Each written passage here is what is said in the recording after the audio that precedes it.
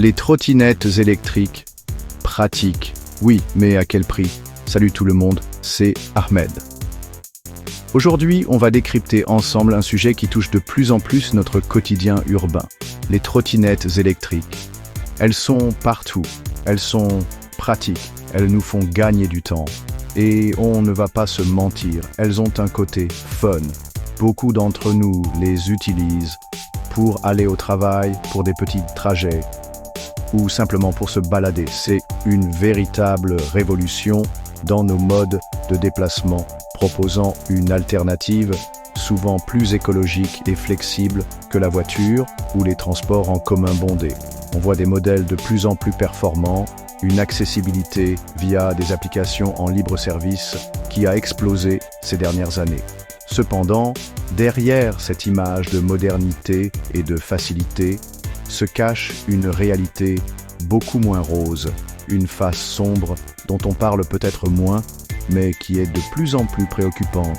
Je veux parler des dangers, des accidents, des blessures graves et de l'impact que ces engins peuvent avoir non seulement sur leurs utilisateurs, mais aussi sur les autres usagers de la route et les piétons. On a tendance à voir le côté pratique, la vitesse, l'économie potentielle. Mais il est crucial de se pencher sérieusement sur les risques associés. L'objectif de cette vidéo n'est pas de diaboliser les trottinettes, mais de vous fournir une information claire et complète pour que chacun puisse prendre ses décisions en connaissance de cause. Alors, quels sont concrètement ces dangers? Comment se manifestent-ils? Quelles sont les statistiques? Et surtout, que peut-on faire pour améliorer la situation? C'est ce que nous allons explorer en détail. Nous allons décortiquer les différents aspects de cette problématique, des accidents fréquents aux chiffres qui ne cessent d'augmenter, en passant par le manque de protection et les mauvaises habitudes d'utilisation. Restez bien avec moi, car comprendre ces enjeux est essentiel pour une cohabitation plus sûre dans nos villes. C'est parti pour le décryptage du jour. Lorsqu'on évoque les trottinettes électriques, l'image qui vient souvent à l'esprit est celle d'une solution de mobilité agile et moderne. Pourtant, cette image est de plus en plus ternie par la fréquence alarmante des accidents. Il ne s'agit pas d'incidents isolés, mais d'une tendance lourde qui se confirme au fil des mois et des années. Les services d'urgence et les hôpitaux sont de plus en plus souvent confrontés aux conséquences de ces accidents, qui peuvent survenir à tout moment, que ce soit en plein jour dans une rue animée, ou le soir sur une piste cyclable mal éclairée. La banalisation de la trottinette ne doit pas nous faire oublier qu'elle reste un véhicule motorisé, capable d'atteindre des vitesses non négligeables, et donc intrinsèquement lié à un risque d'accident. Les types d'accidents sont variés, mais certains schémas se répètent.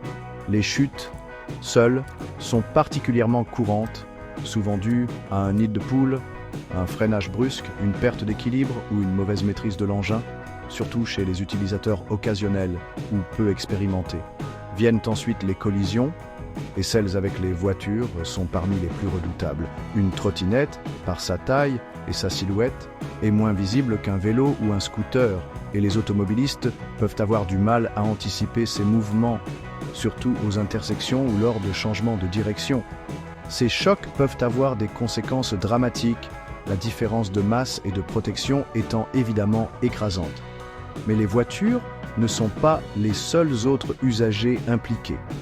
Les collisions avec des piétons sont également une source majeure de préoccupation. Lorsque les trottinettes circulent sur les trottoirs, ce qui est souvent interdit mais malheureusement fréquent, elles mettent directement en danger les personnes qui s'y déplacent à pied, en particulier les plus vulnérables comme les enfants ou les personnes âgées. De même, les collisions entre trottinettes elles-mêmes ne sont pas rares, notamment dans les zones où leur concentration est élevée. La cohabitation sur les pistes cyclables ou les voies partagées peut s'avérer complexe, surtout lorsque la vitesse et le respect des règles de dépassement ne sont pas au rendez-vous. Plusieurs études menées à travers l'Europe ont tiré la sonnette d'alarme en comparant le taux d'accident des trottinettes électriques à celui d'autres modes de transport. Les conclusions sont souvent sans appel. Ces engins présentent un taux d'accident par kilomètre parcouru qui est comparable, voire dans certains cas supérieur, à celui des vélos. Cette information est cruciale car elle vient contredire l'idée reçue selon laquelle la trottinette serait intrinsèquement plus sûre ou moins exposée aux risques que le vélo, peut-être en raison de sa vitesse perçue comme plus modérée ou de sa facilité d'utilisation apparente pour les courts trajets. Cette comparaison avec le vélo est d'autant plus significative que le vélo bénéficie d'une culture de sécurité et d'une infrastructure souvent plus établie, bien que perfectible. Le fait que les trottinettes, plus récentes dans le paysage urbain, atteignent, voire dépassent ces niveaux d'accidentalité doit nous interroger sur plusieurs facteurs: la conception des engins, la formation des utilisateurs, l'adéquation des infrastructures et la réglementation en vigueur. Il ne s'agit pas de pointer du doigt un mode de transport, mais de comprendre les dynamiques spécifiques qui mènent à ces chiffres préoccupants. En définitive, la fréquence des accidents impliquant les trottinettes électriques n'est plus un secret pour personne, mais sa normalisation constitue un danger en soi. Chaque jour, des dizaines, voire des centaines d'incidents se produisent, allant de la simple égratignure à des traumatismes bien plus sévères, comme nous le verrons.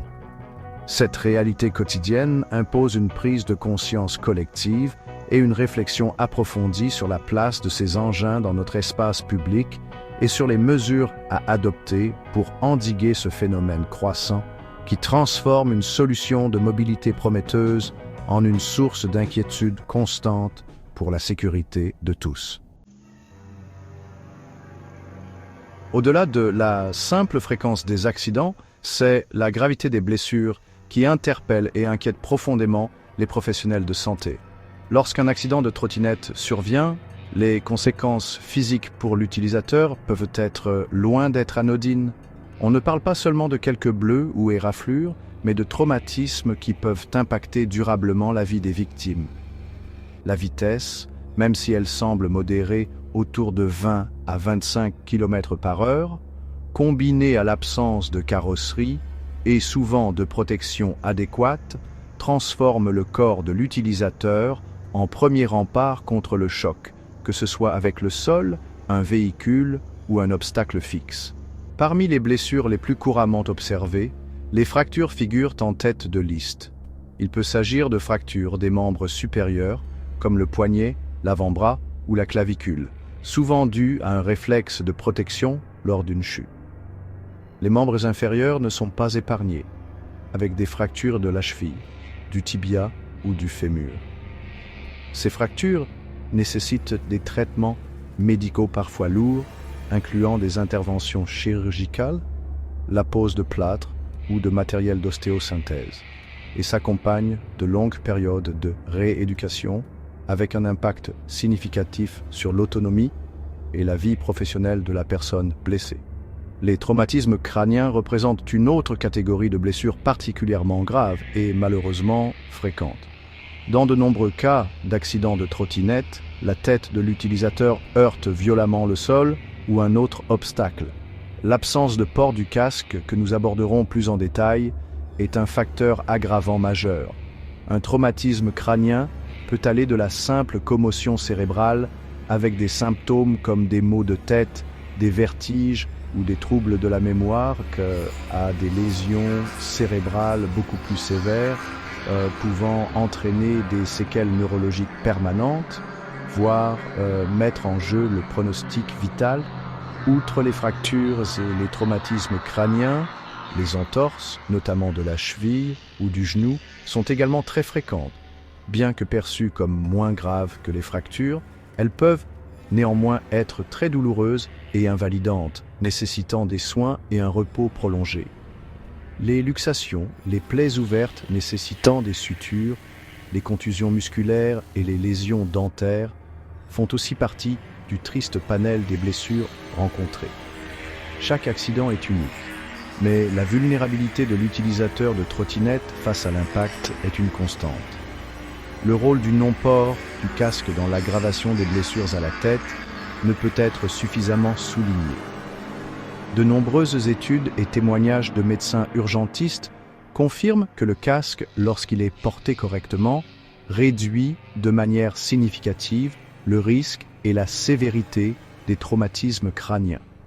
Pourtant, une proportion encore trop importante d'utilisateurs de trottinettes électriques choisit de s'en passer, soit par méconnaissance des risques, par négligence, ou parce que la réglementation ne l'impose pas toujours de manière stricte. C'est un choix qui peut avoir des conséquences irréversibles. En somme, les blessures consécutives à un accident de trottinette électrique sont loin d'être bénignes. Elles peuvent entraîner des hospitalisations, des interventions chirurgicales, de longues périodes de convalescence et de rééducation, et parfois des handicaps permanents. Cette réalité médicale a un coût humain considérable, mais aussi un coût pour la société en termes de dépenses de santé et de perte de productivité. Il est donc impératif de ne pas sous-estimer la sévérité potentielle de ces traumatismes et de prendre toutes les mesures possibles pour les prévenir. Un aspect fondamental qui contribue à la gravité des accidents de trottinettes électriques réside dans le manque de garantie de sécurité, tant au niveau des engins eux-mêmes que des équipements de protection individuelle. Pour beaucoup d'utilisateurs, la trottinette est perçue comme un gadget ludique, plus que comme un véritable véhicule, ce qui peut entraîner une sous-estimation des précautions nécessaires. Cette perception est parfois renforcée par un marché où la sécurité n'est pas toujours la priorité numéro 1, surtout pour certains modèles d'entrée de gamme qui inondent les plateformes de vente en ligne. En effet, de nombreux fabricants, en particulier ceux qui proposent des modèles à bas coût, peuvent rogner sur la qualité des composants essentiels à la sécurité. Freins peu performants, pneus de mauvaise qualité, susceptibles de crever ou de mal adhérer à la route, système d'éclairage insuffisant, voire des structures de châssis fragiles. Ces modèles, souvent achetés en ligne sans possibilité de les tester ou d'obtenir des conseils avisés, peuvent présenter des défauts de conception ou de fabrication qui augmentent considérablement le risque d'accident. Les normes de sécurité ne sont pas toujours aussi strictes ou aussi bien contrôlées que pour d'autres types de véhicules. Parallèlement à ces questions matérielles, le port d'équipements de protection individuelle, et notamment du casque, reste problématique. Dans de nombreux pays et villes, le port du casque n'est pas obligatoire pour les utilisateurs de trottinettes électriques, même s'il est fortement recommandé.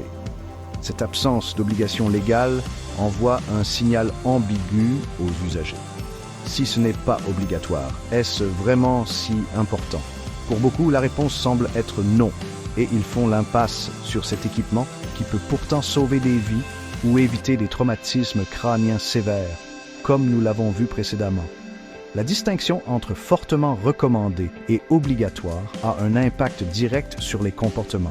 Une recommandation, aussi appuyée soit-elle, laisse la décision finale à l'individu qui peut être influencé par des considérations de confort, d'esthétique, de coût ou simplement par un sentiment d'invulnérabilité. Une obligation légale, assortie de contrôles et de sanctions potentielles, a un effet beaucoup plus incitatif. Le débat sur l'obligation du port du casque pour les trottinettes est d'ailleurs vif dans de nombreux endroits, opposant la liberté individuelle à la nécessité de protéger la santé publique et de réduire les coûts liés aux accidents. Au-delà du casque, d'autres équipements de protection comme les gants, les protège-coudes ou les genouillères sont encore plus rarement portés, bien qu'ils puissent prévenir de nombreuses fractures et plaies en cas de chute. Il y a aussi la question de la visibilité. Beaucoup de trottinettes sont sombres et leurs utilisateurs ne portent pas systématiquement de vêtements clairs ou d'accessoires réfléchissants, ce qui les rend difficiles à voir pour les autres usagers, surtout la nuit ou par mauvais temps. La responsabilité est partagée. Les fabricants pourraient intégrer de meilleurs dispositifs de sécurité active et passive, et les utilisateurs doivent prendre conscience de leur propre vulnérabilité. En conclusion, le manque de protection adéquate, qu'il s'agisse de la conception même des trottinettes ou de l'absence d'équipement porté par les utilisateurs, est un facteur clé dans la survenue et la gravité des accidents. Tant que la sécurité ne sera pas une priorité absolue, tant pour les constructeurs que pour les usagers, et tant que la réglementation n'évoluera pas pour mieux encadrer ces aspects, les trottinettes électriques continueront de représenter un risque significatif. une culture de la sécurité autour de ces engins reste à construire, et elle passe par une prise de conscience collective des dangers inhérents à une utilisation sans protection suffisante. Un autre facteur majeur contribuant à la dangerosité des trottinettes électriques est, sans conteste, la mauvaise utilisation fréquente de ces engins. Il ne suffit pas que la trottinette soit bien conçue ou que l'utilisateur porte un casque si les règles élémentaires de prudence et le code de la route ne sont pas respectés. Malheureusement, les comportements à risque sont loin d'être isolés et s'observent quotidiennement dans nos rues. Ces pratiques dangereuses ne mettent pas seulement en péril la vie de l'utilisateur lui-même, mais aussi celle des autres personnes partageant l'espace public. L'un des problèmes les plus visibles et les plus décriés est la conduite sur les trottoirs. Dans la plupart des juridictions, les trottinettes électriques, assimilées à des engins de déplacement personnel motorisés, EDPM, ont l'interdiction formelle de circuler sur les espaces réservés aux piétons. Pourtant, cette règle est massivement bafouée. Les utilisateurs choisissent le trottoir par crainte du trafic routier, par commodité, ou simplement par ignorance des règles. Cette pratique transforme les trottoirs en zones de conflit et de danger, particulièrement pour les piétons les plus fragiles comme les enfants, les personnes âgées ou les personnes à mobilité réduite. La conduite à contresens est une autre infraction grave et fréquente. Certains utilisateurs n'hésitent pas à remonter des rues en sens interdit pour gagner du temps, se mettant ainsi en danger direct face aux véhicules arrivant en sens inverse qui ne s'attendent absolument pas à croiser une trottinette dans cette position. De même, la pratique consistant à rouler à deux, voire plus, sur une seule trottinette conçue pour une seule personne est extrêmement dangereuse. Elle altère la stabilité de l'engin, augmente la distance de freinage et rend les manœuvres beaucoup plus difficiles, multipliant les risques de chute et d'accident. Le non-respect général du code de la route est également une source importante de problèmes. Griller des feux rouges, ne pas marquer les arrêts au stop, effectuer des dépassements dangereux, ne pas signaler ces changements de direction, rouler avec des écouteurs ou en téléphonant. La liste des infractions est longue.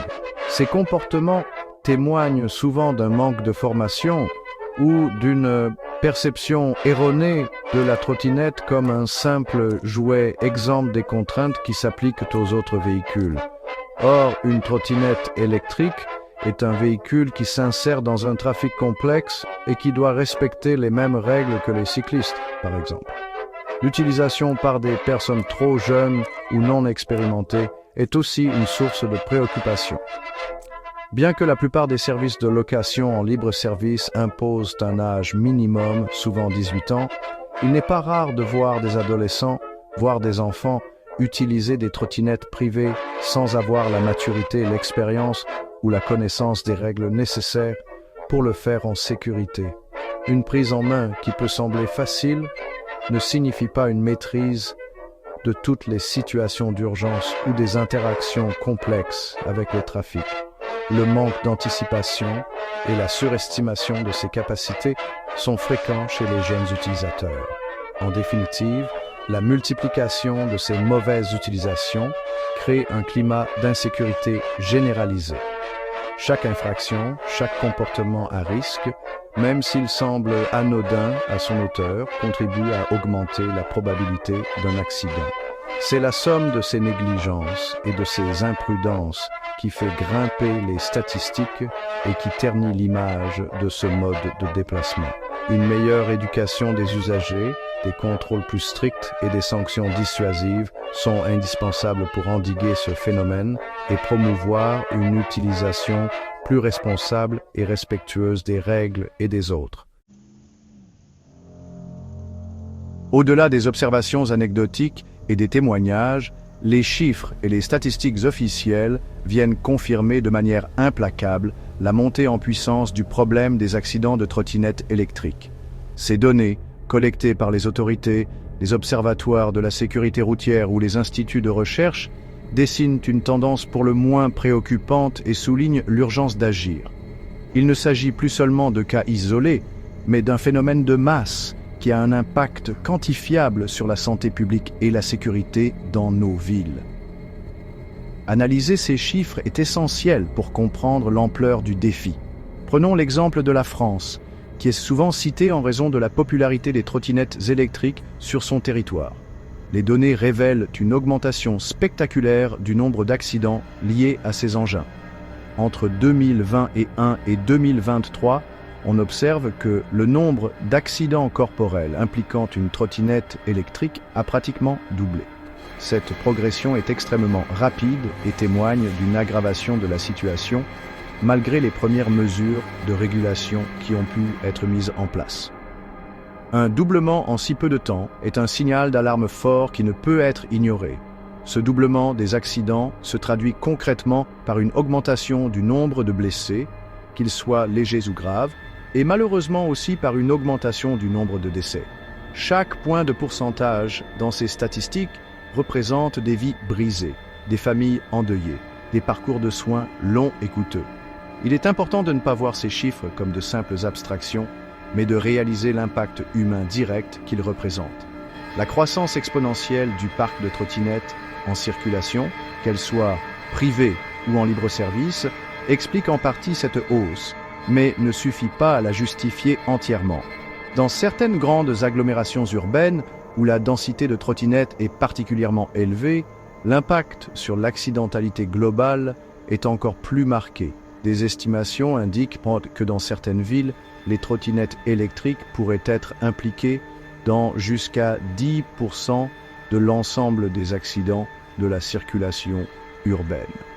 Ce chiffre est considérable, surtout si l'on considère que les trottinettes représentent une part encore relativement minoritaire des déplacements totaux.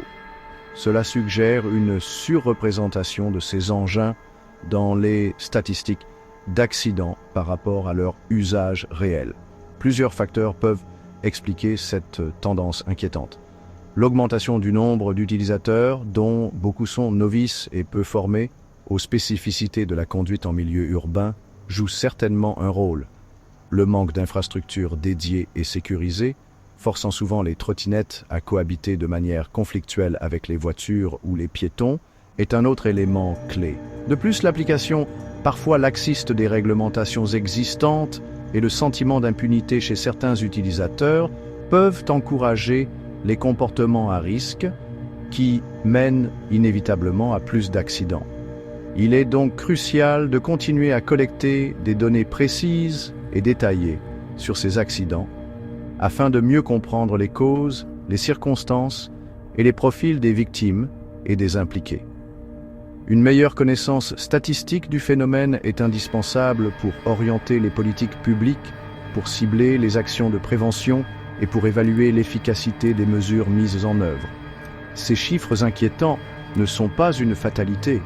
Ils doivent au contraire nous pousser à redoubler d'efforts pour inverser cette tendance et rendre l'usage des trottinettes électriques plus sûr pour tous.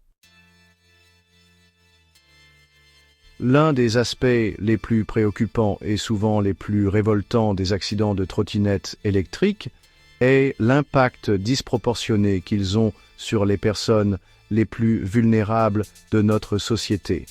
Quand on parle des victimes, on pense souvent à l'utilisateur de la trottinette lui-même, mais il est crucial de ne pas oublier ceux qui sont percutés ou mis en danger par une utilisation imprudente ou illégale de ces engins.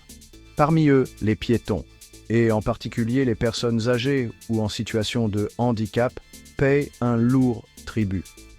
Les piétons se retrouvent en première ligne face aux dangers posés par les trottinettes circulant sur les trottoirs ou traversant de manière intempestive les passages piétons. Pour une personne âgée dont la mobilité et les réflexes peuvent être diminués, l'apparition soudaine d'une trottinette silencieuse peut être extrêmement déstabilisante et dangereuse. Une simple bousculade qui serait anodine pour une personne plus jeune et agile peut entraîner chez une personne âgée une chute avec des conséquences graves, comme une fracture du col du fémur, dont la récupération est souvent longue et difficile, et qui peut marquer une perte d'autonomie irréversible. Les personnes en situation de handicap sont également particulièrement exposées. Pour une personne malvoyante ou aveugle, une trottinette abandonnée en travers du trottoir constitue un obstacle dangereux et imprévisible.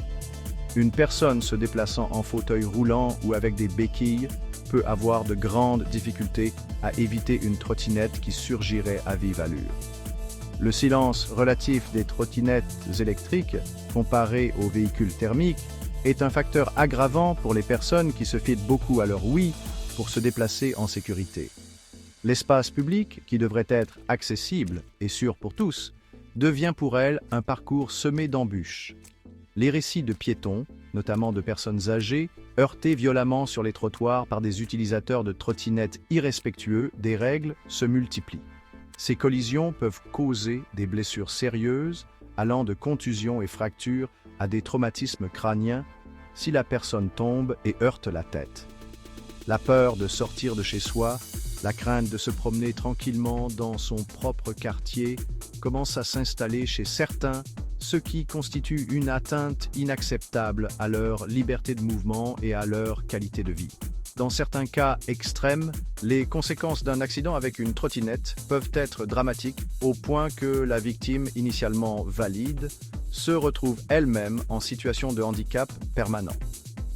Une blessure médulaire, une amputation, des séquelles neurologiques graves suite à un traumatisme crânien, ce sont des scénarios qui peuvent transformer radicalement et tragiquement la vie d'une personne et de ses proches. Ces cas, bien que moins fréquents, soulignent la violence potentielle de l'impact d'une trottinette, même si elle est perçue comme un engin léger. Cette victimisation des personnes les plus vulnérables soulève des questions éthiques et sociétales profondes. Comment pouvons-nous accepter qu'un mode de déplacement censé apporter une solution de mobilité devienne une source de terreur et de danger pour les membres les plus fragiles de notre communauté? La protection des plus faibles doit être une priorité absolue dans l'aménagement de nos villes et dans la régulation des nouveaux modes de transport. Il est impératif de renforcer les mesures pour garantir la sécurité des trottoirs et des espaces piétons et de sanctionner sévèrement les comportements qui mettent en danger ces personnes. Voilà, on arrive au terme de ce décryptage sur les dangers cachés des trottinettes électriques. Comme on l'a vu ensemble, si ces engins offrent des avantages indéniables en termes de mobilité urbaine, leur utilisation actuelle soulève de sérieuses questions de sécurité. Des accidents fréquents aux blessures graves, en passant par le manque de protection, les mauvaises utilisations et l'impact sur les personnes vulnérables, les chiffres et les témoignages sont là pour nous alerter. L'objectif, je le répète, n'est pas de bannir les trottinettes, mais de prendre la pleine mesure des risques pour mieux les prévenir. Alors, que retenir de tout ça? D'abord, une prise de conscience individuelle est essentielle. Si vous utilisez une trottinette, soyez conscient des règles, portez des protections, notamment un casque, et faites preuve de prudence et de respect envers les autres usagers. Pensez à votre sécurité, mais aussi à celle des piétons et des autres conducteurs. Ensuite, il y a une responsabilité collective. Les pouvoirs publics doivent continuer à adapter la réglementation, à améliorer les infrastructures, pistes cyclables sécurisées et séparées, et à renforcer les contrôles et les sanctions contre les comportements dangereux. Les fabricants ont aussi un rôle à jouer en améliorant la sécurité intrinsèque de leurs engins. L'enjeu est de trouver un équilibre pour que ces nouveaux modes de déplacement puissent s'intégrer harmonieusement et surtout en toute sécurité dans nos villes. Cela passera sans doute par plus d'éducation, plus de prévention, mais aussi par une réflexion plus globale sur le partage de l'espace public. Merci beaucoup d'avoir suivi cette vidéo. N'hésitez pas à la partager si vous pensez qu'elle peut être utile, à laisser un commentaire pour donner votre avis ou partager votre expérience. Prenez soin de vous, soyez prudents sur la route et on se retrouve très vite pour un nouveau décryptage. Salut!